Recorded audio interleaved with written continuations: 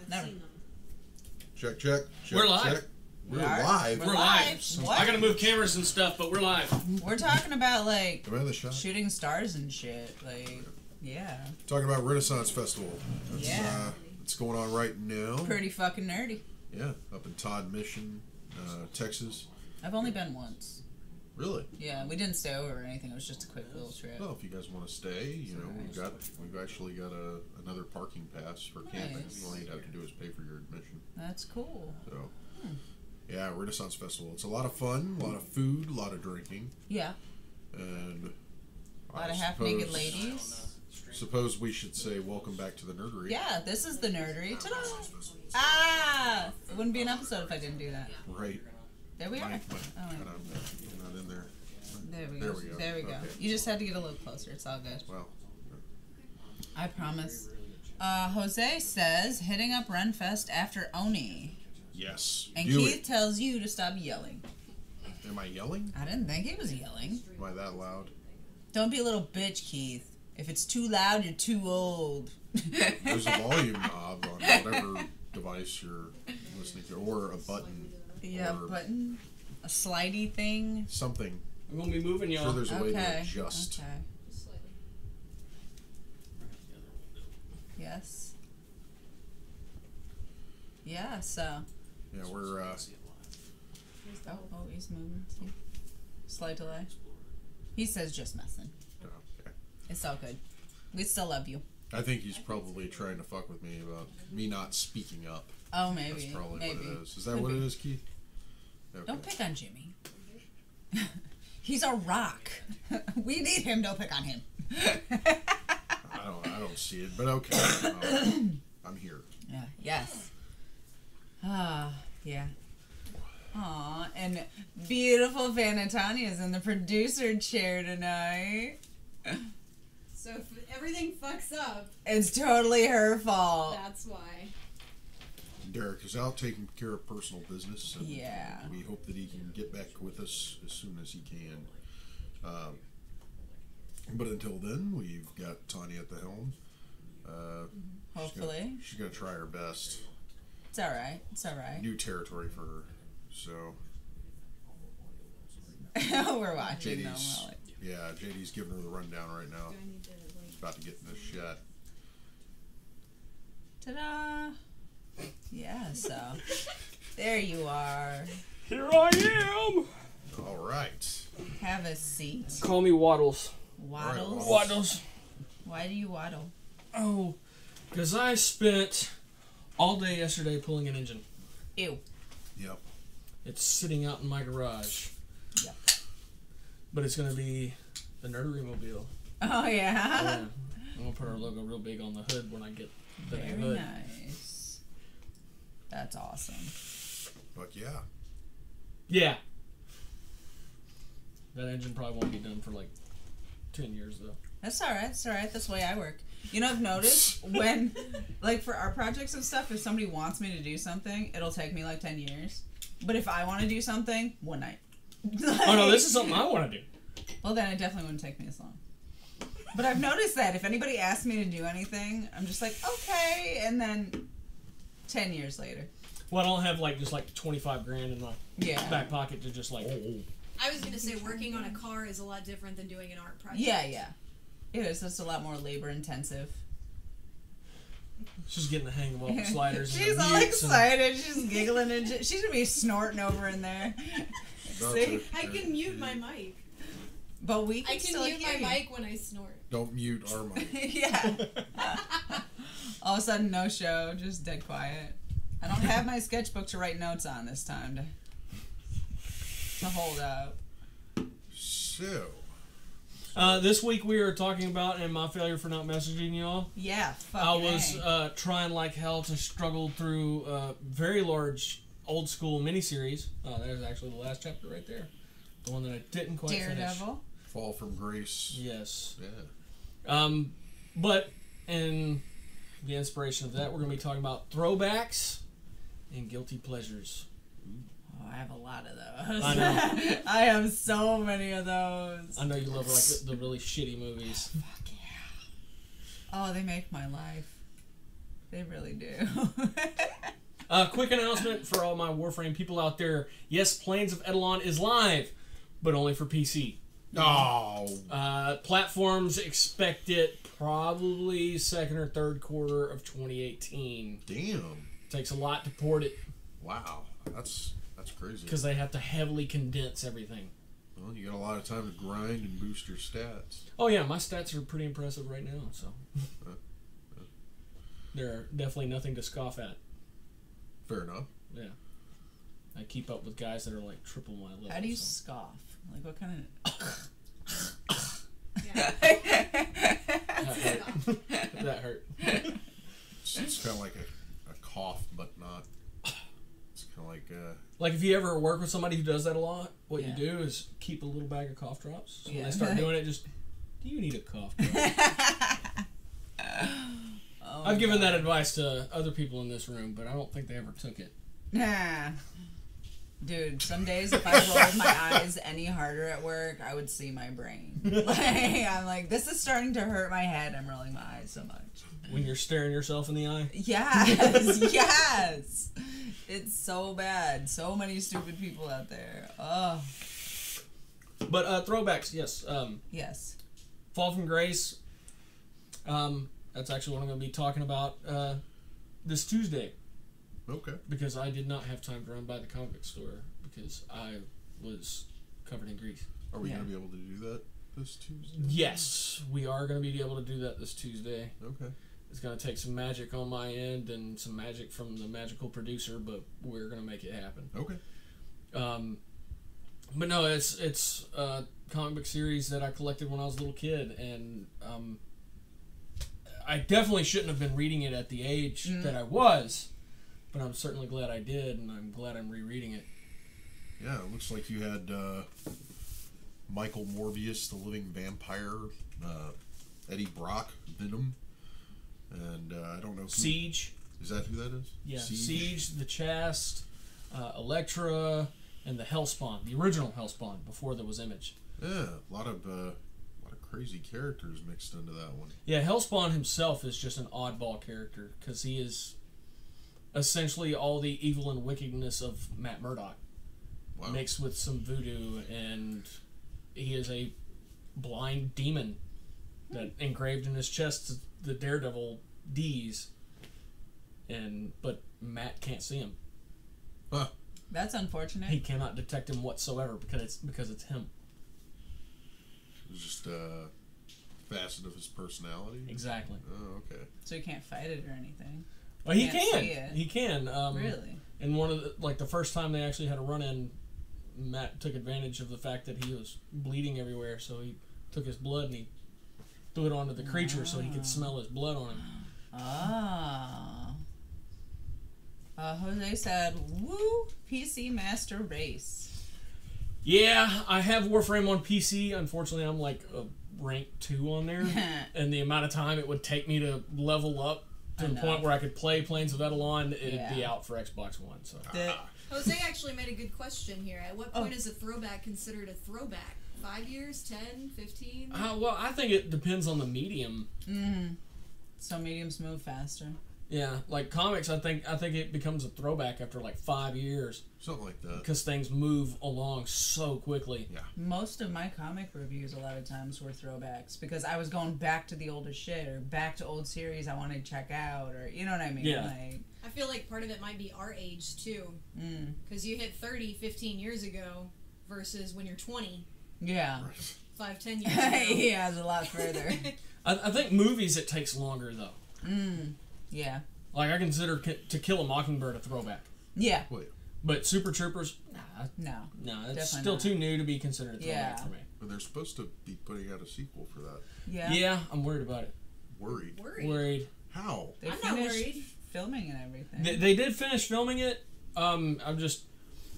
Because, man, a lot of people have really high hopes for that film, and I have faith in the guys, but I'm scared. I'm nervous that it's going to be all this excitement, and you're going to go see it, and, you know, people bear in mind, it's been a long time since the first one came out. Yeah. And they haven't really done a movie in quite a long time. Yeah. So I'm really nervous that they might not have it anymore, or like I think it's gonna a be studio great. getting I'm away. really not all that worried about it. I think it's gonna be good. I'm just nervous because I really love that. There's property. a lot of movies like that for me. Well, no. I saw some of the videos that they did for their GoFundMe, and those were pretty impressive. I mean, it was almost like being back with, being back with the Super Troopers there. They locked Farvo away in his trunk, and it was like, hey, if you give us a certain amount of money, you give us a certain amount of money, we'll put Farvo in the movie. That's awesome. I feel like films and stuff, a film has to be at least 20 years old before it's a throwback. I could see that. At least 20, because that would put you in like the 90s. Yeah. Yeah. I know. Damn. I know. That's a terrible thought. Almost further. It's almost more. I think it's crazy when people come into work and they have an ID Oh, and they yeah. were born in 1999 and Yes. you're not even old enough to work yet. Yes. They're 18 now. They I can told an smoke 8-year-old cigarettes. boy I was old enough to be his mom the other day. He was horrified, and so was I. Like, there was equal horror on our faces. I'm old enough to be your mom. Yeah, it was bad. But yeah, film definitely way more. Comics, shit, 5-10 years. Yeah, because comics, they do move at such a rapid pace. Because, your average title comes out monthly. Yeah. Mm-hmm. And some of them come out bi-monthly or even weekly. Yeah. It's You're talking about a very fast-moving storyline. Basically, if you're really into that storyline, but you miss out a month, man, you lost a lot. Yeah. That's why when we fall behind on our comics, it takes us a while to get caught up. Dude, because I'm it so moves far so behind. fast. I'm so far behind, I'm ashamed. Oh, would you like to see my stack of to read? God, I haven't even gone to the store in over I got like a month. I got like a box and a half of stuff to read. Fuck. At least you have them. I don't even know where I am on some of these things. I'm like gonna have to go back and look at what I have and what I don't and what I wanted to keep up with. And one of my favorites though ended, so that was fortunate, I guess. Which one? This time, Broken Moon. They were amazing people and always commented on the Twitter posts and stuff about it. So I love those people. Keith, from my understanding, Civil War is a pretty bad one to get behind on. That one's messy. Yeah, pretty That's much like all. a soap opera. Yeah, both of them were. Civil War 1 and 2. Yeah, because Civil War 1, that spanned every single title that Marvel had. Pretty much. If they weren't like heavily involved, they at least had an issue come out that, and pretty much every single one of them had something monumental in it. Well, the only thing that I followed in that run was actually the Punisher War Journal series that they had started up, and it was supposed to be something else, but Civil War got thrown into the mix, and they pretty much scrapped what Punisher was supposed to do, which was basically take all the tech and gear that he was getting from these supervillains he was busting, or not busting, but not even arresting, because he doesn't arrest people, he just kills them. Anyway, he was supposed to take all this gear and stuff like that and start using it to, fight off other criminals or, take them down. And instead, they bring Punisher into the mix, and he has to side with Cap. Pretty much tie him to a chair and like, hey man, you're gonna work with us, or you're not working for anybody. Whoops. And he decides that, hey, I can really get behind working with Cap on this and be anti-registration because, I have a lot of respect for the guy.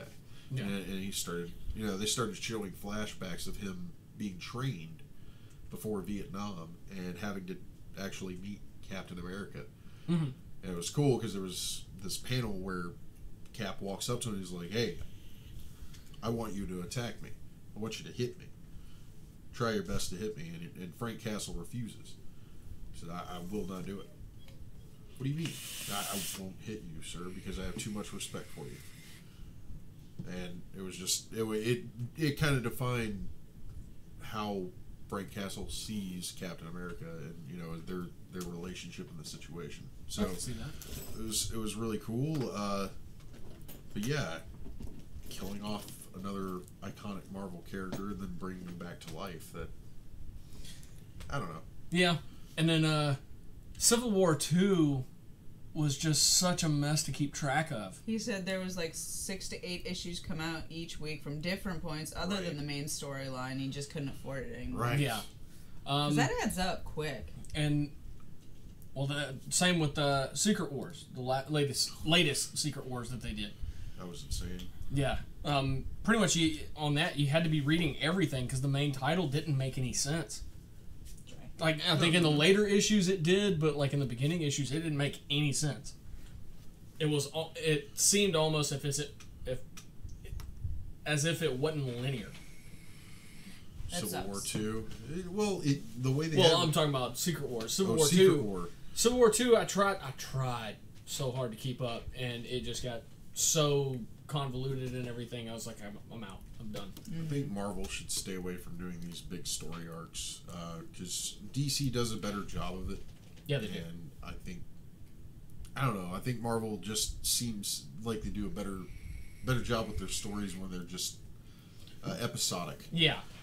I can deal with that. I'm looking forward to some of the titles they got coming up.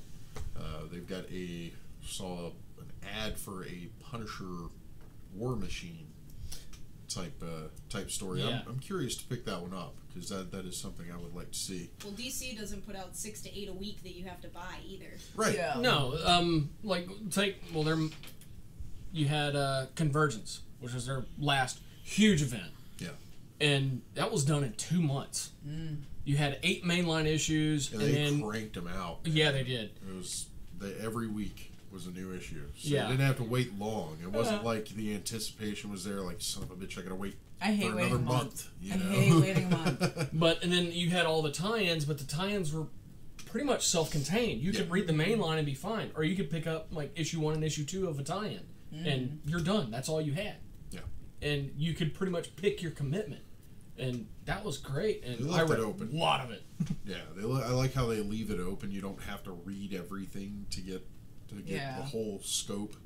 They're not Films do that too sometimes, where you Yeah. can watch a sequel and totally get it, but you don't have to. You can watch Right. them all together and it makes more sense. right. But they can stand alone too. Yeah, I think it's better that way. You know that it doesn't seem like the publisher or the production company is trying to Force you. force you to go see stuff to make more money off of it. Yeah. Or read or buy things. I like when there's kind of inside jokes and things you may Yeah. have gotten if you hadn't watched the first Right. one, but you're still capable of getting Like the new Chucky movie just came out. It was The Cult of Chucky. I watched it and everything, and it was like the old ones were, mostly you got it, whatever. You could just jump in at any point. And then the middle ones were almost their own. Like the Seed of Chucky, Bride of Chucky, stuff like that. They were kind of different than the first ones. Yeah, but how the hell? Okay, But the last two you have to watch together.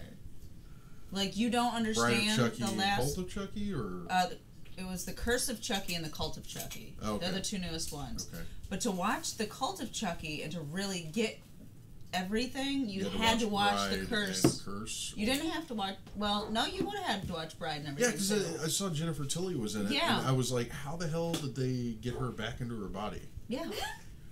Well, that tells it in The Seed of Chucky. Okay. Yeah. Yeah, that's right. So it's like they all kind of go together, but it seemed like the first ones, you maybe didn't have to do that as much. Huh. Or No. maybe I just understood them all. You know what I mean? Like, maybe I had just seen them all before, and maybe I just got it, but I feel like the old ones, you didn't have to watch them all in a row, but the newer ones, you kind of do. Okay. So that was kind of annoying. Well, I guess it's better than the Howling 5 or 6. I love the Howling movies. They were bad. They were so Apparently they bad. didn't get any better.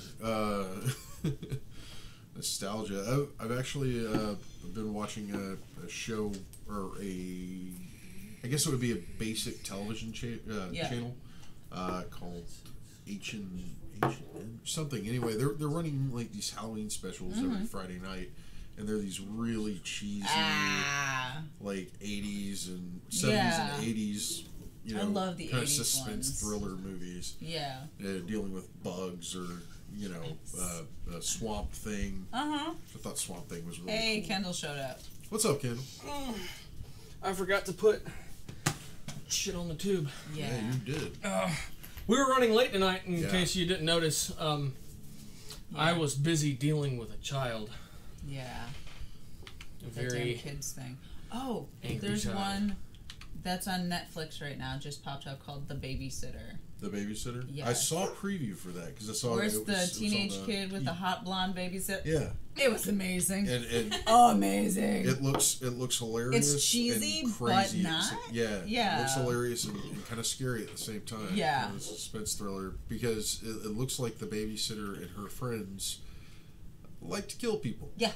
So yeah, I don't know. I kind of got this whole vibe about maybe the kid that they're babysitting or that she's babysitting is supposed to be like some sort of sacrifice of some sort. Sorta? Kendall says she saw that today. Oh, it was so good. It was so good. Was But good. in one scene, okay, I'm not going to blow it all up because it was that good. You need to just watch it. But in one scene, the little boy is being stalked by one of the killers outside, like running around for his life. And all of a sudden, a school bully shows up, like egging the kid's house. And the guy stops chasing the kid and's like, "You're just going to let him get away with that? Does he do this often?" And the kid's like, "Well, kind of, He's like, "No, you're going to go over there, you're going to tell him off, and pull, like, stops trying to kill him for a minute to go stand up to the bully, like." No, you get over there and you stand up to that Before asshole you before die. I fucking kill you. Okay? Yes. It was so funny. I loved it. Absolutely loved it. And the babysitter's hot. And way too cool. Like, she's the ideal babysitter. Like, he's a teenage Except boy. for the whole I'm gonna Besides kill the your killing kid people part. thing. Yeah. But, like, she's super hot and super Ideal funny and babysitter. nerdy. She's ideal. She's into sci-fi. And, like, she dances that- around that the got house you worked with up. him. Yeah. She was a nerdy hottie. Hell yeah. I would. I mean, I'm just gonna put this out there. I would gauge a babysitter's being ideal under the circumstances they can do the job, not necessarily can. whether they're hot. She can, though. That's the thing. Like, she's hot and she's the perfect babysitter. Like, they have a dance party in the living room with a disco light thing, and like, she's freaking perfect. Talks nerdy shit with them. Like, their ideal sci-fi team, whatever. Like, it's crazy. And Kendall says she's 1,000% hot. Okay. Total lady boner for her. Oh man. Yeah. So So we're supposed to be talking about throwbacks, Yes, so I got a throwbacks. throwback on for us. Very You got nice. some Max Fleischer Superman. Yeah, that's right. $1.1 million per episode for a 15-minute short. That's nuts. How long ago? A That million was in the years. 50s. Damn. See, a million years ago. Well, Max Fleischer Studios, they didn't want to do them, so they had this idea that we'll tell Detective Comics this insane price to do these shorts, And they won't make and us do them. yeah, they won't want to do it, and they They're gave like- them $1.2 million, and they're like, Okay. Okay. Do it. Fleischer Studios is like, Yeah, Shit. right? how we got to do this? But this is 30 the series had a budget of $30,000, cost for 17 Superman. Yeah, I think it was converts now to 530,000. 1.2 Good million. God, back then, that's a lot of money. yeah, Like back then, you could buy a really nice car for like $3,000. Yeah. You So know. that's you can like buy a crazy. Cadillac. You can for buy a like 3.5. Cadillac convertible, yeah, custom painted. yeah. So that's pretty insane. And this was one of my fascinations as a kid. I actually liked this show. I thought it was great. The animation was amazing for the time. Well, they used to on Nick at Night. They used to bookend the Adventures of Superman with this the Max Fleischer cartoons. That's pretty awesome. My because dad the made me, episodes were so short. Yeah, my dad made me a VHS when I was really little, and it was like some ungodly, like 8 hours of cartoons, just random things. And like some of it was like the old Daffy Duck and stuff like that, and I remember Superman being on there too. Yeah. And this is definitely one of my guilty pleasures. For those of you who watch the show frequently, it's no secret I am a huge Superman fan. So between this and the old TV serials that were spawned from the radio show with George Reeves, which one do you like better? Oh, well, actually, a lot of the audio in a lot of these shorts is actual audio from the radio show. Radio show, okay. And there allegedly is a lost episode that Max Fleischer Studios did, and that's the Night of the Burning Cross. Oh, I heard about that one. Which was highly controversial when it came out, and it was very anti-racism. And basically, it was Superman fighting a organization that incredibly resembled the KKK. I remember, I keep seeing it pop up on social media and stuff. I don't know if it's real or not because I've never really looked into it, but it's an old little like comic book page from a Superman comic saying it's un-American to be racist and stuff. That was 100% printed. Nice. See, there we go. See, I never knew it was a real thing or whether somebody made it up now. There was also a point when they said the Pledge of Allegiance in the comic, and that was Superman, wasn't it? Yes. Before there was an Under God. Before there was an Under God. That was in a Superman comic as well. That's cool. I just thought that little scene was really cool. Him telling the little kids, now, if you see anybody doing that, that's un-American. Don't be racist. Don't judge people like... I'm like, oh. Well, you got to think, I think Superman and the Mole Men came out in like 52 or 53. Yeah. And that was a narrative of racism and how it was wrong. And it was around during Nazi times, and it was something that became a big thing in comics. The radio show, yeah. Yeah, and Superman was very active in the Nazi... Well, it's funny. He took a position in it. Mm-hmm. He did take a position in it, but he didn't take an active role in the war. Yeah.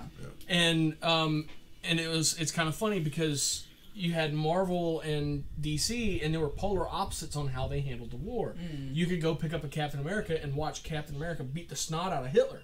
Yeah. Mm-hmm. But then you go pick up a DC comic, and it's Superman trying to help kids raise war bonds. Yeah. And I've always found this incredibly interesting because those two companies dealt with the 9/11 event in the same way that they dealt with World War II.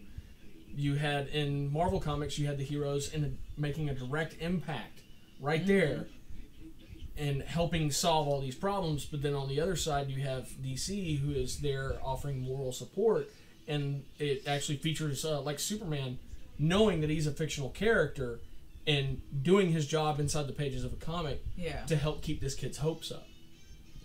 And I've always just found that fascinating. And like all those little bitty tidbits of information, that is a huge guilty pleasure for me. Because I love those little bitty facts. Like, why was Kryptonite created in the comics? To give Bud Collier a week off. Yeah. For the radio show. Yeah. He wanted to take a week of vacation, and because of the radio show, he couldn't. So they created Kryptonite to disable Superman for a week so he could take a vacation. That's funny. What you looking for? The remote. Oh. That's so funny. I just remember watching these because like I'd always put that on like when I was sick or something because it would just play and play and play for an insane amount of time. So like seeing that's like nostalgic, you know? Oh yeah. And I wasn't a big Superman fan or anything. It just happened to be on the tape I had. Well, I would say with this cartoon, like I said, the animation is amazing for its time. It's even amazing for now. Well, yeah, because there's so many in-betweeners on this. You can tell, like, there was a lot of work put into it, just because of the motion. The texture and the background and the motion and everything else. There's not a lot of stillness. And it's not done like it's done today. No. It's not nearly as easy. That took way more work than the people these days have to do. That's hand-drawn. I mean, exactly. Every fucking little tiny still, every tiny frame, it's all hand-drawn. Was it 1986 saw the release of Akira in Japan. And that was actually an amazing movie. If you haven't seen it, you're missing out. But I'm sure most people who are nerds have seen it. It's a I've good even film to seen watch. it. Yeah. The creator and director of the animated movie, Katsuhiro Otomo, I believe is his name. He actually had to cut down his story for the film. The book, now you can purchase it, or the books you can purchase in collected volumes, and there are 6 of them, and they're pretty darn thick. You know, each volume is at least close to 200 pages. but he had to cut down a lot of the backstory for the characters to make that work. And the film is just under 2 hours. It took 4 years to make because everything was hand drawn. Everything was so much done respect by for that. hand, and it's a labor of love at that point. You know, he was the original creator. It wasn't like somebody grabbed up his property and did whatever they wanted with it. You know, he had to go in and cut out the parts that he put into the original story and kind of make it fit and work for something that could be shown in a theater. Yeah. You know, grab some audiences. Because back in '86, the idea of episodic films was not a That's a was job not for a huge popular- studio. That's Right. something for huge studios to do. But when that movie premiered, it premiered in cinemas that had 10, 15 screens, and every single screen in Japan in that theater, was showing that movie. Wow.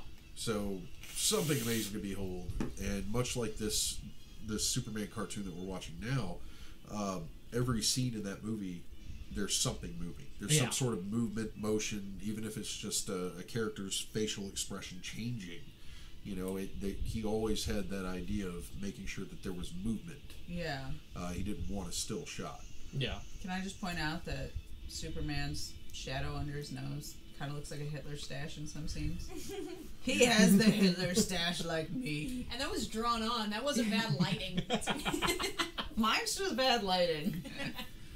We try, folks. We try. Yes. It has gotten a lot better. I have a throwback question. All right. Was Captain Planet ever a comic? It actually did get put in comic book form. But after the cartoon? It was during the cartoon. Oh, okay. The cartoon came first. Because I remember I loved watching Captain Planet. Because it would come on in the mornings when I was getting ready for school. And then you'd miss And so half. I would get ready as fast as I could so I could catch as much Captain Planet as possible. I think he actually premiered in Spider-Man and Friends. Really? I believe that's where he actually did his comic book premiere. But he did a bunch of little guest spots in Marvel Comics, I think, and then he went to a bunch of obscure, smaller independent publishers. And most of those books, you can find them in the little budget boxes at your comic book stores. Yeah. I feel like that shows They didn't part hold of the, any value. I feel like that shows part of the reason I'm a hippie. Captain Planet. Well, that was cool. I mean, that was back in the '90s, and there was actually another comic book character I was a fan of, and that was Zid, the Intergalactic Ninja, and that was that also had its kind of environmentally friendly ideals behind it. Yeah. Even though they did make action figures, I don't know if they were made out of recycled materials or not. Probably not. I bought a couple. I've got another guilty pleasure, and I don't know if anybody else will remember these, but the DTV music videos.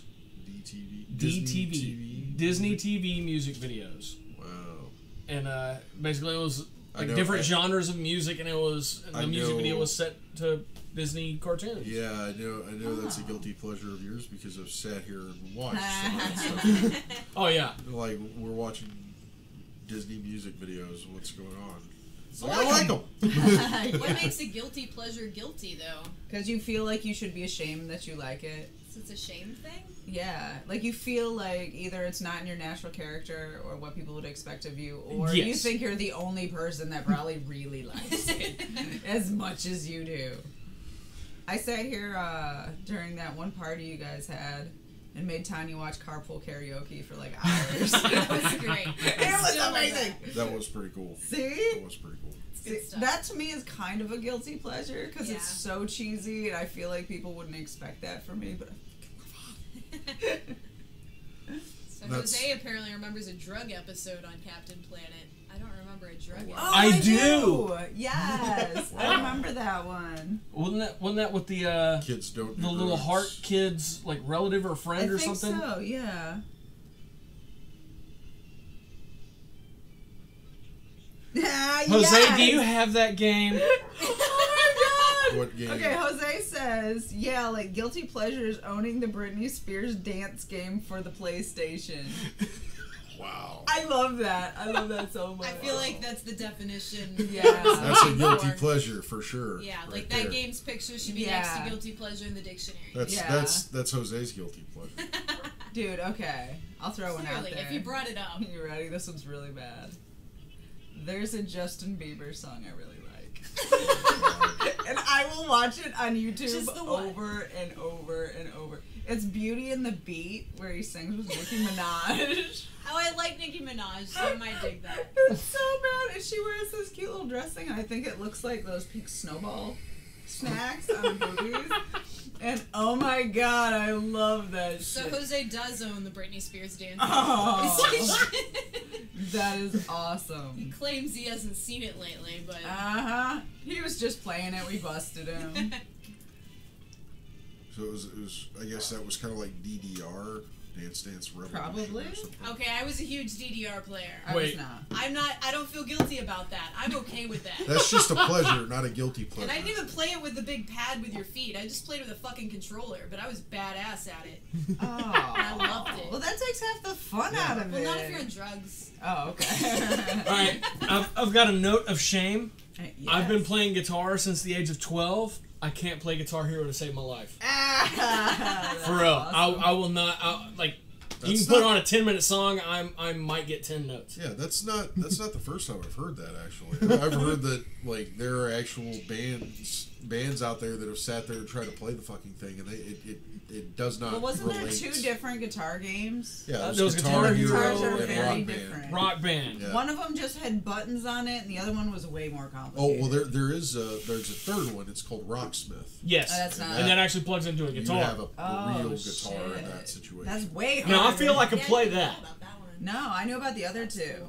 cool. JD, you could probably kick ass at that game, Maybe. Yeah. but You found one. Maybe. There you go. I like that. Maybe. See what you did there. and you don't have to buy a guitar controller. You just gotta buy something and plug I in. might have one or two just laying around Maybe. or hanging Maybe. around. Right. Do you have any guilty pleasures? I Uh, want to hear about this stuff. I like this. I will. Get to know the nerdery. I will say season 1 of GI Joe. Aww. Oh, I'm with Why you on that guilty? one. I'm with you on that Yeah, one. Not That's season not 2. Season 2 came out in the 90s, and I think it was an attempt to make kids aware of certain things that were going on, like environmental problems. I remember there was an episode in season 2 that dealt with CFCs, but at the same remember that. time, there was also an episode in season 2 where you had G.I. Joe and Cobra playing football for Sergeant Slaughter's life, which when I bought Volume 1 and watched, I think it was like second or third episode in, I was done. I was like, I don't want to buy anymore. I'm just sticking with season 1 because it worked better for me. But my favorite parts of the original series were all the PSAs.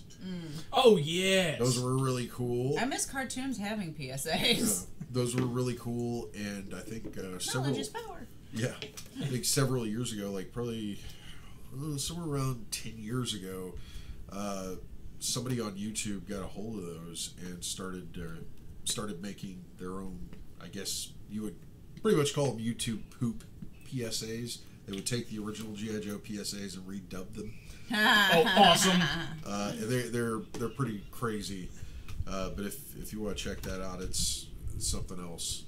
But I would say the biggest guilty pleasure for me was Robot Chicken. Oh, I loved Robot Chicken. Mainly, I have no guilt about that. yeah, mainly because Matthew Steinrich and Seth Green went above and beyond, just completely ruining our childhoods and theirs, because they grew up with that as well. What? Yeah. But I mean, around that time What there about was Foos? Celebrity Deathmatch and shit. Oh, too. yeah. That was great. Hey, you had Stone Cold Steve Austin and Lane Mills that would be regular Yeah. voices on the show, and then you had these celebrities that would come in and they would fight each other. It was claymation, which that takes a lot of work too. Jose says, okay, this I think is about the music video I mentioned. It says, but it's good. It's like a nonstop run cut of him at a party. It is. It's awesome. And he also says Sailor Moon had the best friendship PSAs. I feel like Sailor Moon is a guilty pleasure kind of. All right. We started Depends. talking about it. I did think about it earlier, but yeah, I'm not gonna lie. At one point, Sailor Moon was kind of a guilty pleasure for me because it was one of the few things I could actually watch that was anime. Yeah. Like when it came out stateside, I can't remember what show it was on. I think it was on Channel 20 or something. Yeah. But you had to wake up at like 6 in the morning Oh. and watch Bananas in Pajamas first, and then Sailor Moon. No came one on. But remembers before- that show, but me and you. And JD. JD remembers Y'all Bananas remember in that? Pajamas. Do you Well, remember before- the song? Bananas and pajamas? Yeah. Pajamas, Okay. they're I love walking messing down it the up. stairs. See? Eating wooden chairs. I love that. Like, Eating wooden I chairs. busted that out, and people are like, "What the hell are you talking about?" I'm like, "Shit." But yeah, But before Bananas and Pajamas was the one with the big ass bear. The dude in the big ass bear suit. no. Oh, shit. Was it about the bear in the something house? Yes, Bear in the Big Blue House. Big That's Blue it. House. That's Bear in it. the Big Blue House. Wow. Because sometimes I just couldn't sleep, so I'd just go in there and just wait. Yeah. Jose also says Sailor Moon developed fetishes at a young age. Ah. little Yeah. bit. Well, I heard the original ones, she was naked when she transformed. Yes, actually. The original Japanese versions of Sailor Moon were a little bit more adult than what we saw here stateside. Yeah. They toned it down quite a bit. Same with Well, America's a little more conservative than like every other country in the world. So It seems as though. she winced when she said conservative. Yeah, just, I know. For those of you who don't know, the version of Peter Pan that it hit cinemas was not the original version. There was actually another version that was much more harsh and much more adult. That went full pencil sketch in production and complete with audio dubbing. Wow. And What's that it's show? out there. It's actually in the, The Disney Elephant Vault. Show. The Elephant Show? The Elephant Show. I don't think that's the name. It But was that- the- I remember the Google song. it. I can hear the song in my Google head. it. Jose said, I forget what it's from. Skinnabarinky dinky dink, skinnabarinky doo. It's the Elephant Show. I don't remember the telling Elephant you. Show. How do I remember the song but not remember the name? I don't know. I'll Google it, bitches. I think can't that watch was chat for a minute. You'll have to do it because I'm I'm impressed that Googling. Jose spelled that shit out. But no, there was an original version of Peter Pan that was very harsh, went to full pencil, actually got all the audio dubbing, and it's in the Disney Vault. They have not released it. They refuse to release it. But I've seen it. I made a friend Oh. who works in the restoration department for Disney. Sharon Lois and Bram's Elephant Show. Yes. Okay, I remember that. It had the big fucking thing. I never saw that, but I know the song. Really? Yeah. Yeah, see? Well, There's that's- millions of videos of them fucking singing it. Yeah, that came on Nickelodeon, I think. Yeah. Yeah. Then you had Eureka's Castle and I don't know. Oh, I loved Eureka's Castle. Yeah, remember Batley? I got a throwback for you. Bat with the glasses. Yes. Smack himself into the roof and be like, I meant to do that. Pirates of Blackwater. Oh, that one was good. And that never finished. That never Nope. actually got That's sad. finished. I don't know how far the comic books Okay, went, but there I know you go. Marvel was actually publishing comics related that were Pirates of Darkwater. yeah, it was Pirates of Darkwater comics, but I don't know how far they went. This is I missed the bird. the bird. The bird. Is that Keith the word? loved Eureka's Castle. Eureka's Castle. There you go. Yes, hell yeah. That's surprising. See, it's nostalgia. It's throwback. It's there are these things. Oh my god. What is it? Yes, yes, the Jose bird says monkey the, thing. The flying monkey that loved watermelon might Yes. be a little bit racist. Maybe. Which that's probably true. From Darkwater. It was a flying monkey bird, and it loved watermelon. Ooh, Yeah. that may be why they didn't finish it. That might not be okay. Somebody probably bitched them out about that. Yeah, the conservatives. But it was such a good show. It was. Well, maybe it was made by the conservatives. God, that was Maybe. late '80s, early '90s. Yeah. Yeah. I miss the 80s. Okay, I'm pissed. Pissed. Because the movies of the 80s misled me. Misled you. In what way? Immensely misled me. So, I think I mentioned this before. I told somebody that I had went back and I watched Once Bitten with Jim Carrey. Oh, yes. You did mention that. Yes. And, like, all the movies in the 80s always seemed like everybody would just grow up and use big words and be intelligent and shit. And now, YOLO! Fuck! What is this shit? YOLO and all the other stupid words people want. On fleek. Shit. Where I had are to ask smart people at? I had to ask one of my kids' We're here. friends what the hell that meant. It means it looks perfect. Like, on point. On Yeah. fleek. That's why you hang out with nerds. Yeah. That's where the smart people are at. I think I need to more because this is bullshit. I was misled and I'm pissed. What happened to Ebonics? What? I think Ebonics? that's what fleek type of shit is. I think it's just morphed and melded into our entire culture now. It's not Ebonics. That's some other bullshit. Some other stupid Is there shit. even a term for what that is? Stupid. Stupid shit? We need a term Yeah. for that. I would say there's, YOLO. There's probably an acronym somewhere. YOLO is like carpe diem for stupid people. You know what? YOLO's not old enough to be a throwback, so we're not talking No. about it No. on this show. Fine. One day it will be, hopefully. Carpe diem is definitely a throwback. There you go. That shit's old. That's some old shit. That's like Shakespeare shit. It actually means pluck the day. Yep. Okay, well, seize the day, In Latin. pluck the day, whatever. Well, you know, it's Same like shit. John F. Kennedy, you know, he said he was a Danish.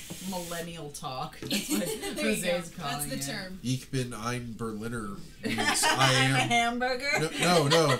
I am a bagel. I am basically a pastry. Yeah. Is Oh, what yeah. he said, and people were like, "Yeah." I don't Eddie know why the Izzard fuck talked he said about that. That was fucking hilarious. Eddie Izzard's a throwback. Yeah. Oh, I love him.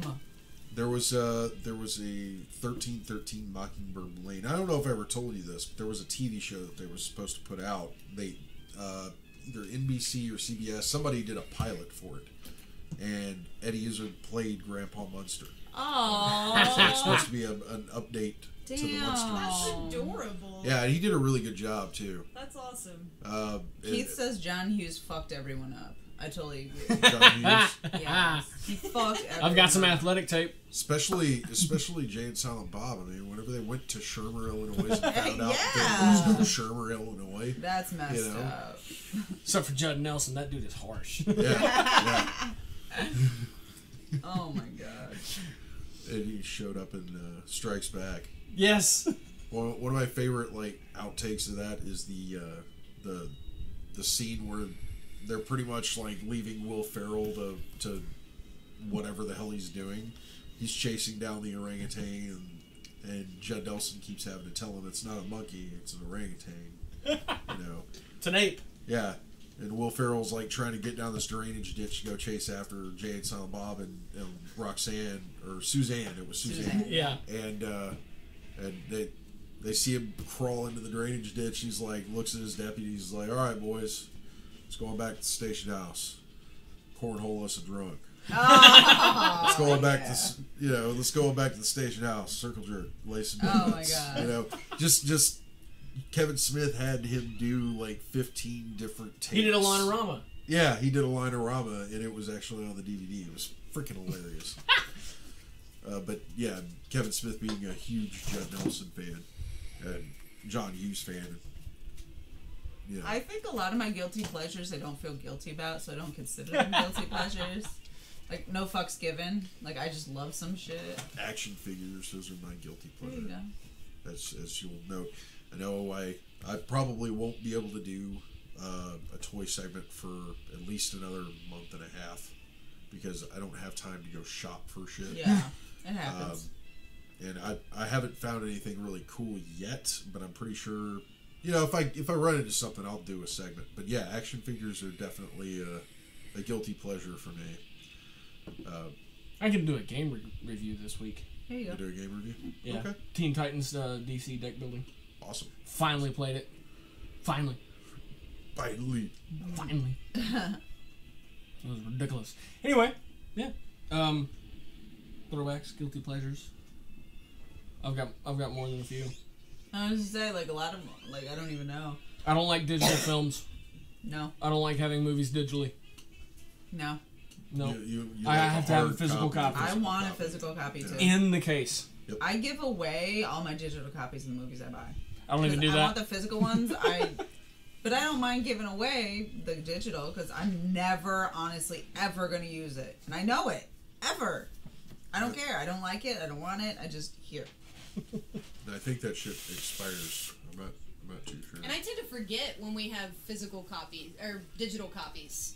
Like if we have physical copies, they're on the shelf and we see them. Yeah. And they're Digital organized. copies, I forget we even have it. Yeah. It's not something you think Do we about. have that? Hell, I forget what hard copies I have of movies. You know, I go to the store or whatever. I find a movie I want. I'm like, wait, do I have this? I don't. Keith says, Baytown finally got a Circle K store, and I keep talking about cosplaying as Bill and Ted and hanging out in front of the place asking random people if they've seen Rufus. Keith, you seen can't Rufus? cosplay as Bill and Ted like at the same time. I'll come hang out with you, could. man. We'll have a There you blast. go. No. He probably could. Like, the second in what was it, Bogus Journey, they had the robot, the robot clones. Yep. Well, he could be like the composite Bill and Ted. There you go. Like half of him could be Bill, half of him could be Ted, and he could be this like horrible abomination looking for Rufus. It'd be great. And You don't have to go that far, Keith. I'll come hang out with you. We'll do it together, you bro. go.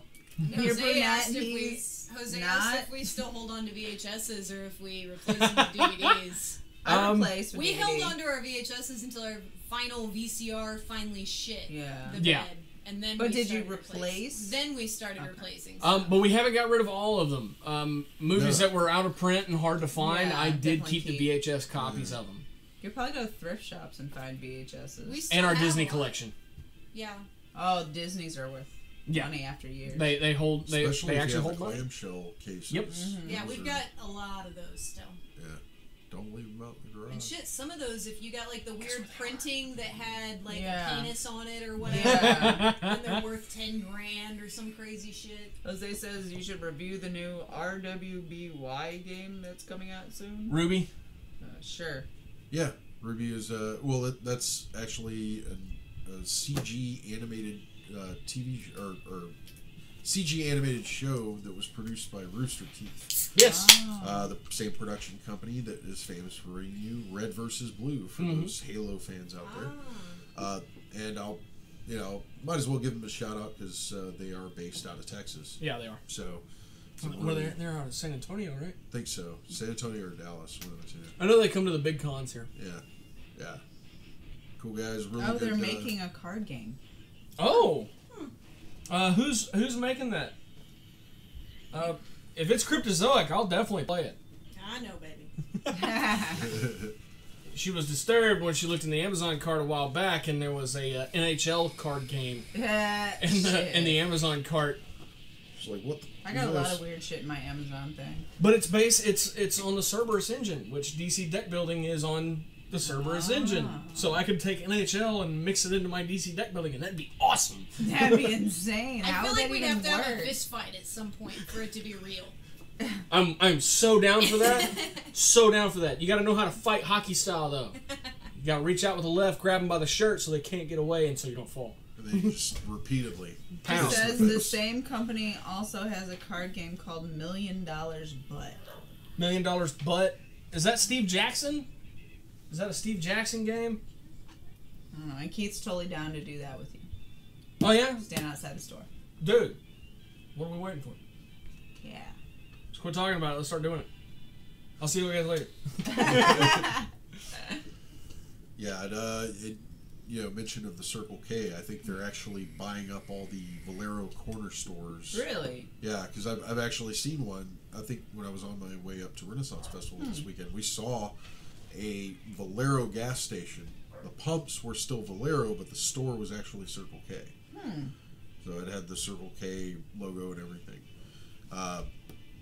Yeah, it's making a comeback. There's a throwback for you. Circle K. Yeah, it's making a I've comeback. never seen one. I'm still waiting for 7-Eleven. They need to make their way back down here instead of staying up north. Our convenience store down at the end of the street still has 7-Eleven on the fucking handles of the door. Aww. That's cool. And I've they never closed noticed. when I was 7 years old. Aw. That's crazy. The original Stop and Goes. They had the Super Co-Pilot mug. I think it was in Louisiana they had Come and Goes. Yes, K-U-M. Yes. They have them in more than just Louisiana. They're in That places. cracked me up. It's the first place I ever saw them, so. What was it? I think I saw one in South Dakota the first time, so they're more than that. Saw one of those mom and pop convenience stores one time, and you know how they give them weird names. Yeah. Like, you know, Angel's Food Mart or Yeah. something like that. Well, this one was called Fast and Easy. That's awesome. It's like- They need to make T-shirts. Yes. I would buy that shirt. I would wear that. I would. Fast and Easy, huh? Fast and easy. Yeah. Jose says he missed Sack and Save. Sack and Save. Oh my god. That's like the CoverGirl commercials, easy breezy. That's just slutty and flatulent.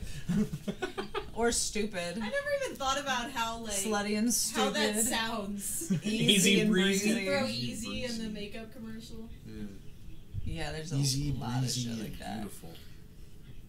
She's pretty, a slut, and she's flatulent. So. I kind of always hated the Maybelline thing. That maybe she's born with it, but maybe she was born ugly, but she wore our makeup. Yeah, you don't know. You don't know. I think they finish it off nicely in those commercials, and they say, no, maybe it's Maybelline. Yeah, Maybe but that's the what part it that is. So says maybe that you she's were just Maybe- really ugly. Maybe you should just That's shut the what fuck that up and says. stop guessing, and it's definitely Maybelline. That's what that's what we're trying to get across here. Oh my god. It's like, wow, she's really pretty and she's got all that makeup on, and she looks really good. Maybe she's born with it. No. Oh my bitch, God. Maybe it's Maybelline. Some of those. You ever think of that? Before and Maybe. after. Maybe it's beer goggles. Yeah. That should be the fucking slogan for a beer company. Maybe she was born with she's it. born Maybe it's with beer it. goggles. Maybe it's Right. beer goggles. Oh man, we're gonna start giving people ideas. That's not good. I'm gonna make my own beer, and that's gonna be There my you go. catchphrase. You better get on it. It's gonna be on every can, every bottle. But you gotta use your name of the beer instead of beer goggles, unless you name your beer goggles. We can do that. I You feel like do that's that. actually a good fucking name for a little brewery beer. Yeah. Beer goggles. Then make it 7%. You know. Yes. There you go. And then you can have an It's got ugly moonshine bitch. in it. You can have an ugly bitch on one side of the can and a pretty one on the other side. Beer goggles. Shit, we just gotta think of a flavor now. Pumpkin NyQuil. Spice. NyQuil. Green Death, baby. Big N, little Y, big fucking Q. Hell yeah. Best advertisement idea ever. Fuck yeah. I feel like you gotta call that beer Big Fucking Q. Big fucking Q. Oh my god. We are off the rails. Yep. Yeah. Finally derailed. Hey, we were doing good there for a We while. we're still talking nostalgia here. Yeah. I mean, it could be anything. Old commercials. There you go. Old commercials. I love Where's old the beef? commercials. Where's the beef? Yes. Or you remember the Twinkie commercials? Where's the cream filling? No, God. The Damn. fucking. So Abby, Jose and where'd you Keith go are with breaking that? down I some went way throwbacks. left with that one. I'm sure you did. So there's some throwbacks for you. Daria, Bubble Jug. I Hollywood own Video, Daria. Blockbuster. I own But all it's of the not seasons the of same. Daria. I It's know. not the fucking same because half I the still music. own it. Yeah, but half the music they put into the re-release. I know. Just Isn't like the Beavis and original. Butthead, it's all fucked Yeah. up when you buy those. Well, Those are not worth the money. And you know why? You know They why? couldn't afford They it. couldn't afford the rights. It was just like what Married with Children when they put that on Yeah. DVD.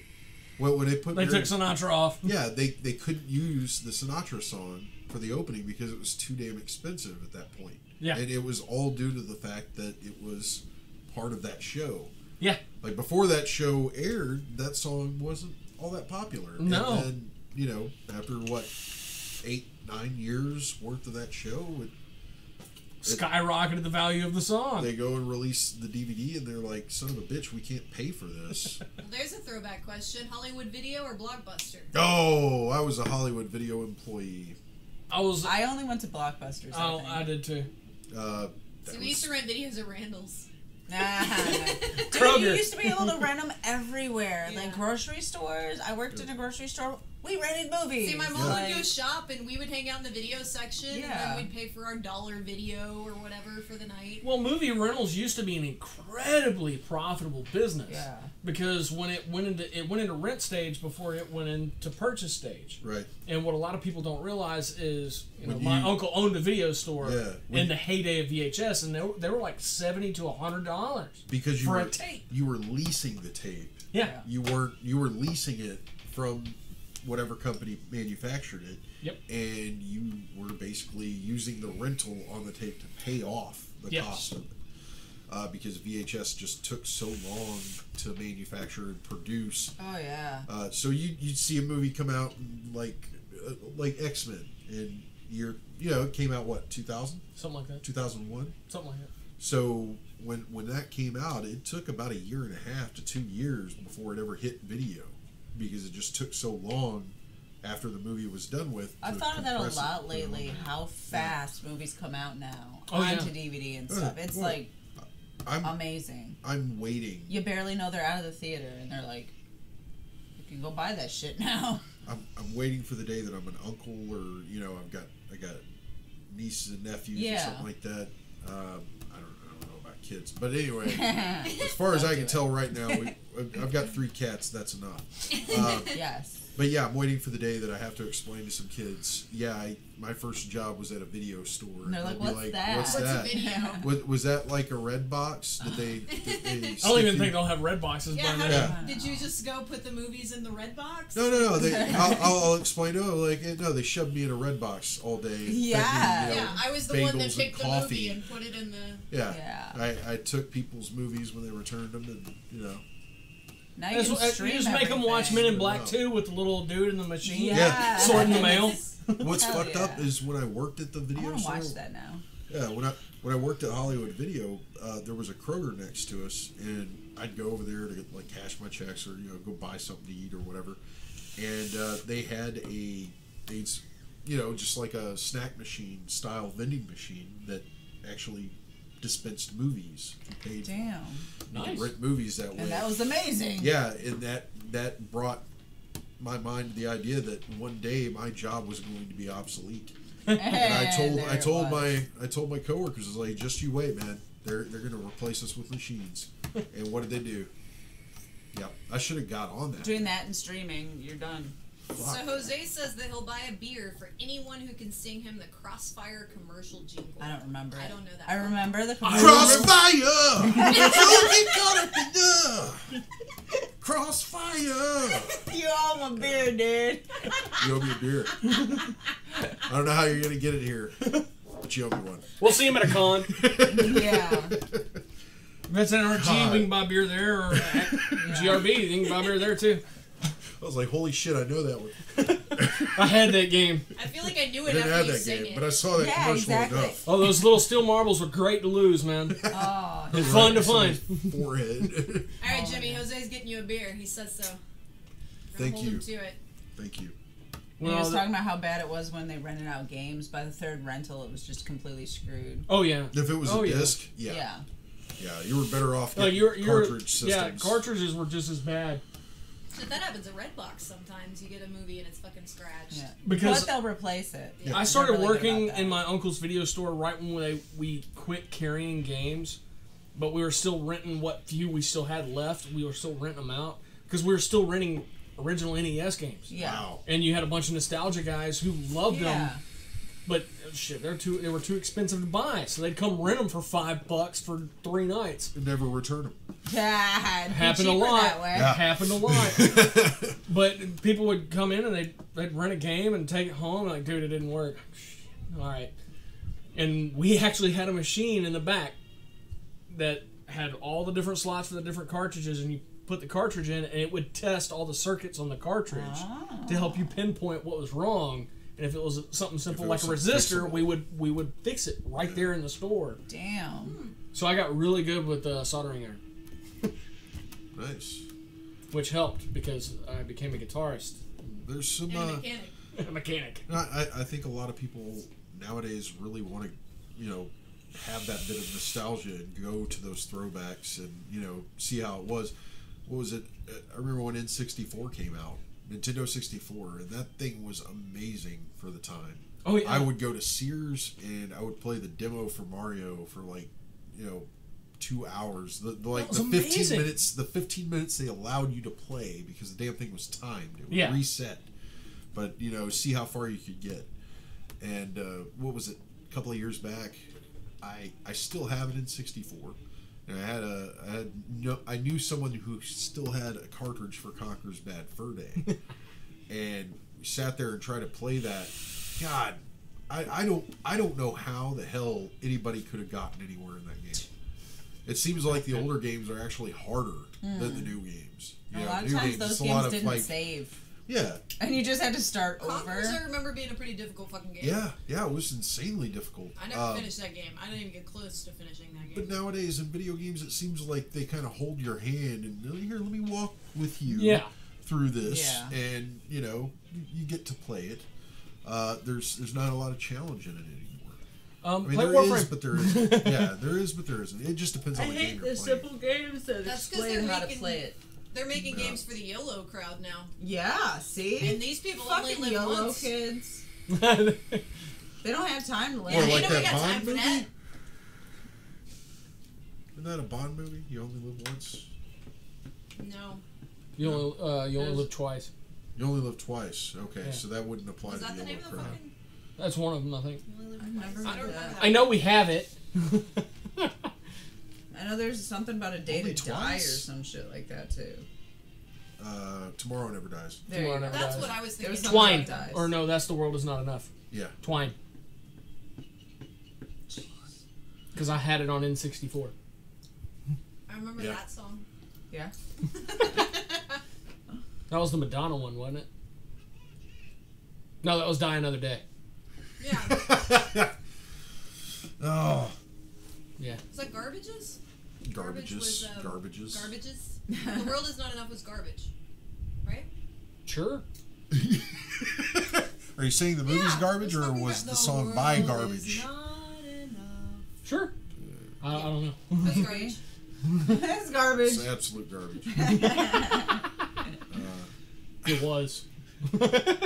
Live, die, repeat, or whatever it's Oh, calling yeah, itself. yeah. Live, Die, Repeat. That was one with Tom Cruise. And, what's her name? That's the Edge of Tomorrow. Edge of Tomorrow, or Live, Die, Repeat. Yeah. Which had, it's one of those that have the dual title, like the Rocky Bullwinkle. I love Yeah. the old Yeah. movies that did that shit. I own one. Oh, Absolutely love it. My absolute favorite was actually the Sergio Leone film. It was a spaghetti western starring. Clint Eastwood. No, it wasn't Clint Eastwood. But it's funny because it had two titles. It was Fistful of Dynamite or Duck You Sucker. And I can't remember his name. Oh God! But it was really cool. It basically took place during the Mexican Revolution, and you have this Irishman who was part of the IRA, who basically came over to Mexico so he could escape the authorities. He was a bomb maker, and he runs into this Mexican revolutionary. Well, this guy who poses as a Mexican revolutionary, he's not really down with the cause per se. He's a highwayman. He basically robs rich people that are just going along the roads. Him and his like 30 kids. It's a crazy movie, but it's really cool if you like the old spaghetti western stuff. I do. Yeah, and the reason why they're called spaghetti westerns is because they were all filmed in Italy. That's right. Oh, I never knew that. I was like, I don't know. That's why it I did know qualifies. that. Yeah, I didn't. that's why it qualifies as spaghetti western. If you ever watch like the old Clint Eastwood movies, like Fistful of Dollars or A Few Dollars More, the Two good- Meals for Sister Sarah, the- Pale Rider. those aren't spaghetti westerns though. They're my favorites. The Good, the Bad, and the Ugly, Fistful of Dollars, Those are $50 westerns. more. Hang 'em Those- high.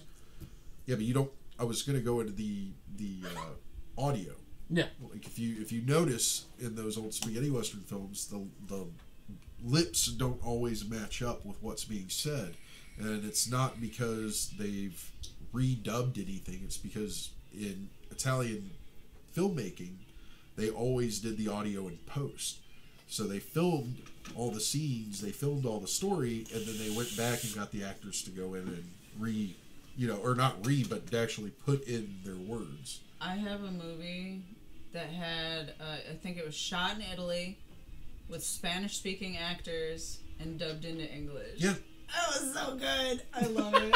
Yeah. I love it so much. And it's like the dub. No. It didn't Because even the lips close. don't match up. Not even close. But it's funny. They were probably saying they were probably saying their lines in English during the production of it. This one they definitely weren't. They weren't. Oh no. Okay. There was not even close. But that's how they did it, and I think that actually makes it a lot easier, or that made it a lot easier back then to hit bigger markets. You didn't have to stick with the Italian market, because it's all in Italian. They could go in and put the audio in post, and depending on what market they're trying to You just put it change the voice actors. Yeah, because just like now, people have problems sitting there watching foreign films that they have to read the dialogue to. So I have to be in the right mood for it. I love them, but I have to be in the right mood to read a movie. I have to watch them twice. the only movies I'll actually read that I like to watch just to read, because they've never actually been redubbed, were the old Akira Kurosawa films, like Seven Samurai and Yojimbo, Sanjuro, Hidden Fortress, Throne of Blood. The guy really liked to. Throne of Blood was cool because he liked to do these Shakespearean type plays and adapt them into Japanese culture. And Throne of Blood was an adaptation of Macbeth. And one of the most impressive things in that film was the whole Burnham Wood scene where, Macbeth or the king goes out and he looks over, the wall to his fortress, and he sees the woods starting to come closer. And that's what they did in the play. Yeah. Basically, they chopped the trees and put them on, put them on these carts, and they started moving them towards the castle. And it was just driving him mad. So it was really cool, and you got Toshiro Mifune playing the king. You've got him, him and Kurosawa did a lot of films together. Yeah. But that's one of my guilty pleasures. I like Kurosawa films. I think they're amazing, and much like I discussed about Akira earlier, Kurosawa didn't like to have a scene without movement. Yeah. So even if it was a still shot involving the character where they were just sitting somewhere, move something in the background, brooding. Yeah, he had a rainstorm or wind or something going on in the background. You brought up Clint Eastwood. I don't mean to cut you off. No. Go for it. My all-time favorite Clint Eastwood film is definitely a guilty pleasure. Paint Your Wagon. Paint Your Wagon? Yes. See, mine was what is it? High Plains Drifter. Yes.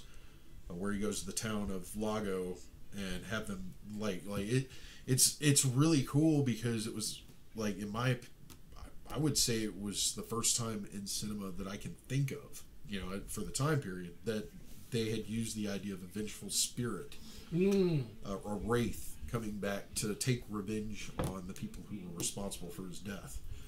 And that was really cool. I mean, he goes to the town and he starts shaking things up, and there's, this group of bad guys that are kind of running the place, and he gets the inhabitants of the town to paint the town red and call it hell and drive the bandits out. But at the same time, he's getting them to degrade themselves and show their true colors at the same time.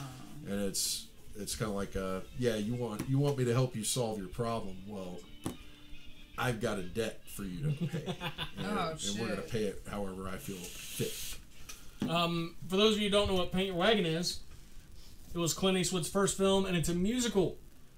Wow. And Clint Eastwood does sing, and his character has no name. I honestly think I've seen that one. So it's an official man with no name, an unofficial man with no name movie. The only thing they call him in the film is partner. Oh, okay. Because it begins with a funeral.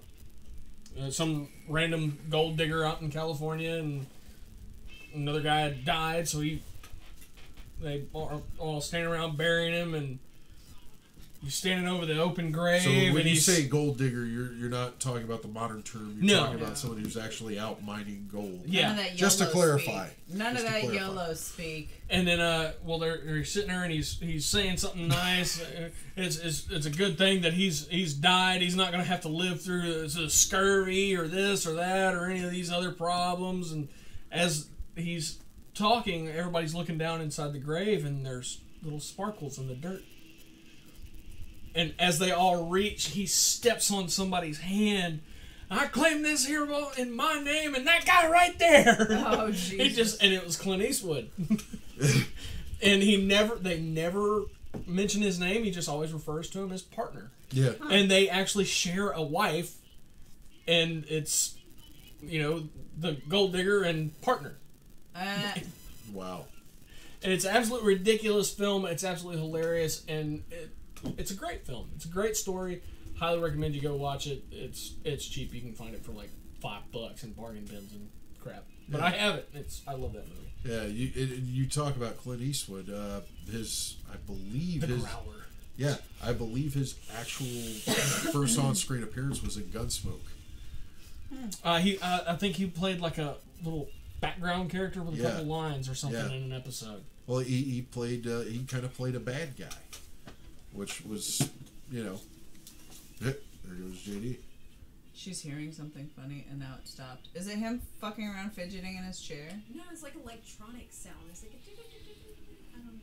Oh, that's weird. Oh, that's a Now cell it's phone. on. Oh. Just cell phone. Yes. Cell phone interference. We run very high quality mics. Unfortunately, they do pick up everything. So little RF signals, it'll actually pick it up That's and weird. send it out. It's gone now. Yeah. Good deal. That usually means somebody's getting a message or there's some sort of transmission going on. Yeah. So. That's weird. Because these don't. They are very high end mics, but they don't have adjustable frequencies, unfortunately. So.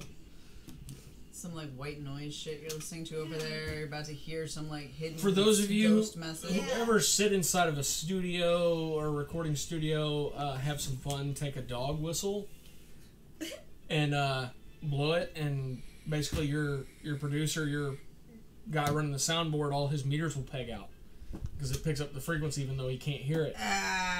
So it is a great way to keep a producer very irritated. What's going on with If the that's board? your goal, if that's where you're going for. I've done it. Just there with a dog whistle.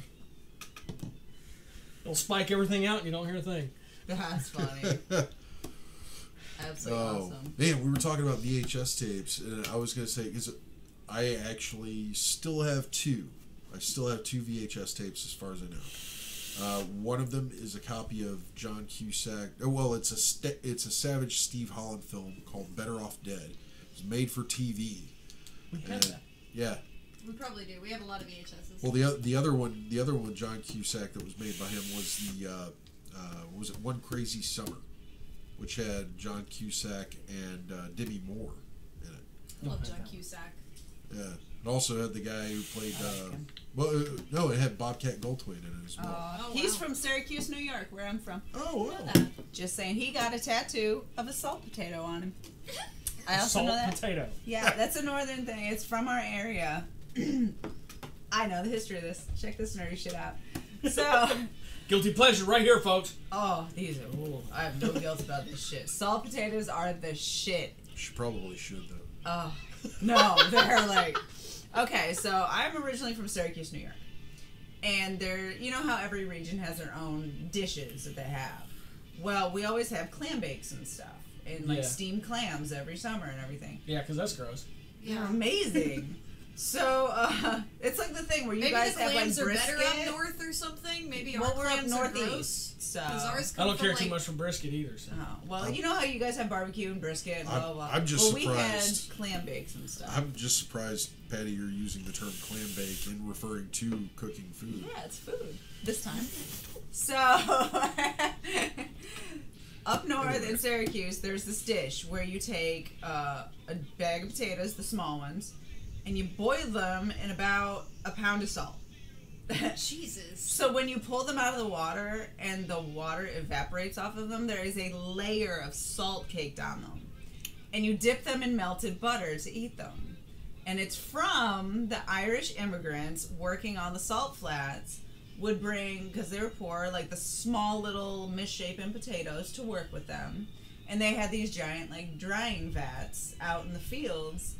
And they would just throw their potatoes in there and let them cook because they were hot from the sun and everything and boiling out the water. And they would cook and then they would eat those. So that's how that tradition started. I knew something. Soft fried potatoes and corned beef hash. Oh, corned beef hash is good. I've only had the canned kind. I've never had real. Oh, with soft fried potatoes, guaranteed you will feel your arteries clog as you're eating it. See, but you're not going to care. It's like a heart attack because of the salt. So anyway, the other movie that I have on VHS. Yes. I'd love to know. Is actually the pilot episode for the very first X-Men cartoon. Aww. And it involved the giant-sized X-Men #1 lineup. You had Colossus, Nightcrawler, Wolverine, Kitty Pryde, all those characters. And as far as I know, it only went as far as a pilot. But it was produced by the same people who did G.I. Joe, That's why you like Thundercats. Oh, nice. Yeah, so it was the same kind of quality animation. You got Silverhawks. these Silverhawks, yeah. You had a lot of the same voices too. The only hang up I really had about it was Wolverine his voice was depicted more of like he was Australian as opposed to Canadian. Because as people didn't know how Canadians talk. Yeah. Unless you're from the north. Or played hockey. Yeah, or played hockey. It's like, wait a minute, he's not an Aussie or a New Zealander. He's not a Kiwi. I mean, yeah. He's from Canada. What the fuck? But oh well. You know, it was really cool. I think I got that one at like a Marshall's or something. I found it for like $5, and it was really cool animation. You had the Brotherhood of Evil Mutants. You had the X-Men, and it was a classic tale of kind of Kitty Pryde joining the team and getting to know them. Aww. Well, giant-sized X-Men #1. That is the very first appearance of Wolverine being an X-Men. Yeah, yeah. This first appearance was in Hulk. Yes, The Incredible Hulk. I don't remember the what issue. number. Yeah. It's on the back wall here. No. Those are all #1s. Yeah, we've still got a bunch of recorded VHSs. I've got all the old Stephen King movies, Carrie and it and shit, with the commercials cut out where you fuck up a little bit and you go a little too far before you hit it again. See, that's the thing. If you kept the commercials in, that would even be cooler. That actually would be, but yeah. at the time, back in the 90s, you don't think about the fact that these commercials are going to be cool one day. You just think, you got to cut that shit out of there. Yeah, It's the movie. Yeah. Nobody wants to watch that. I have a throwback mixed with a guilty pleasure. VH1 Storytellers. VH1 Storytellers. Ah. MTV had MTV Unplugged. Yeah. Which all you really saw on TV was the songs. Mm-hmm. VH1 Storytellers is you get a clip before and after the song of the band talking about how that song came to be, or little personal stories that relate to that song. And one that I loved in particular, another guilty pleasure, is the Goo Goo Dolls. And the song The Big Machine. Resnick moved out to LA, and he pretty much just went into culture shock because everything was so different.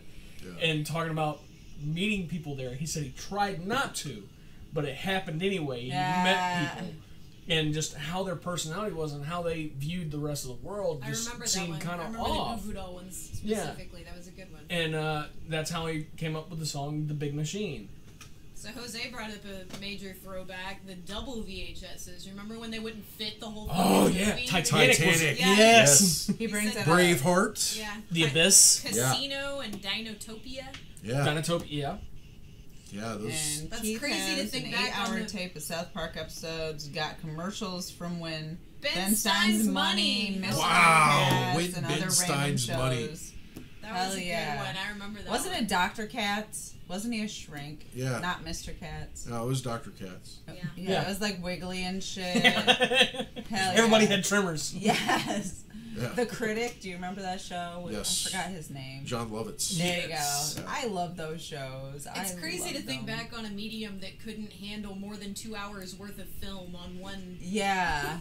And here's the weird thing is there were tapes capable of doing it. Yes, Yeah. like my tape I had. I swear to God, it was like at least 6 hours. Yeah, Like, they had 8-hour VHSs. You could set how the VHS recorded. Yeah. So you could take a tape that would normally hold 2 hours worth of film or footage or whatever. Up to And 4. yeah, you could change the recording mode on the VCR or whatever device you were recording on to compress. But why didn't the big companies think of that? Well, no, They did. I actually have the lowdown of that completely from the distributor's mouth.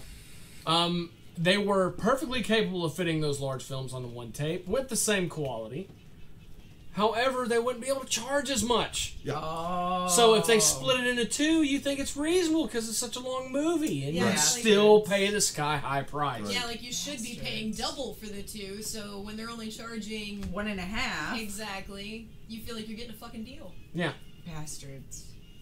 it was all about money. Yeah. I'm still waiting for something else like a Grindhouse 2. You know. Do you know what kills me? It on DVD was 2 DVDs. Yeah. What? Well, Yes. Well, You had to flip it. you got to remember the made-for-TV movie was I think it was like 4 or 5 episodes. It was a lot longer. But they could have fit that I whole had movie on it one recorded side. on one VHS. Yeah. That's But on a recorded DVD, VHS. it was 2 sides.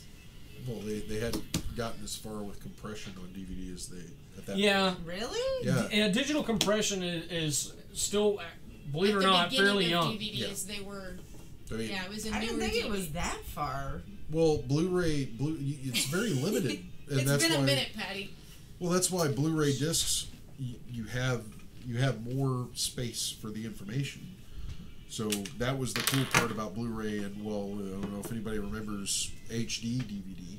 I do. How about laser I do. discs? I have an I HD remember DVD player. Laserdiscs. We learned math on Laserdiscs. Yeah. I have an HD DVD player for my Xbox 360. Thank you to a former member of the Nerdery, Ricky, for just giving me that. And I have an HD DVD copy of King Kong. Yeah, Aw. that actually I think came with it. Yeah. Man, I wish I would have got in on that. It was a lot higher video quality and audio quality. And we've talked about this on the show before, but I love going into it, is you had the Betamax VHS war, and then you had the Blu-ray HD DVD wars, and the things that decided those two wars are in complete opposite ends of the spectrum. Yeah. Pornography was only available on VHS. They didn't go Betamax. So that decided that war. Blu-ray and HD DVD, Disney only was going to go with Blu-ray. Yeah. So that decided that war. And they were on opposite ends of the spectrum. So porn and Disney. They're Yes. the ones Decided that They were the everything. deciding they factors make the between big the two. decisions. Yes. Yeah, between the two big wars. That's pretty crazy. I'm being flagged that, yes, we have run a little bit longer than normal, and But we I did started that later. just for y'all because we did start Yeah. later. Give y'all a little something. Why are you flagging? Are y'all tired of us? Is that it? You want us No, to just turn this off and go? Our producer pro temp is flagging me. That was Oh. me. Oh, okay. Yeah. If you give me just a Producer moment, I'll Vanna. be ready Producer Vanna. to do the bumps. Okay. Well, you just let me know when you're ready. Here, I can do it. Because it's weird. Why is it weird? Stay close so you can watch. Alright, fine. Oh, we're learning. Well, we're not, No. but Tanya is. Yeah. She's. Oh, thanks, Jose. He says this was a good show tonight. Well, thank We you. appreciate it. We hope you had fun. We had fun. Yeah, we had a lot of fun. You just let me know. Captain Jax is ready. All right, we are brought to you, as always, by Captain Jack's Elixirs at CaptainJacksElixirs.com. Also, 322 East Texas and Baytown, Texas. I do not know the number, so there's that. And then we are also, yes, Yes. brought to you by All Star Comics and Games in Baytown, Texas. What's the phone number? 281 281 839 839 7127. 7127. They're on Alexander. In the Bay Plaza Shopping Center. In the Bay Plaza Shopping Center. And that's it. Make sure to follow us on our Facebook and Twitter and Instagram. Like us, share us, subscribe. Like us, share us, like the video you're watching right now. Subscribe so you always know when we're on. And we have a website at www.thenerdery.net. The end. The end. The end.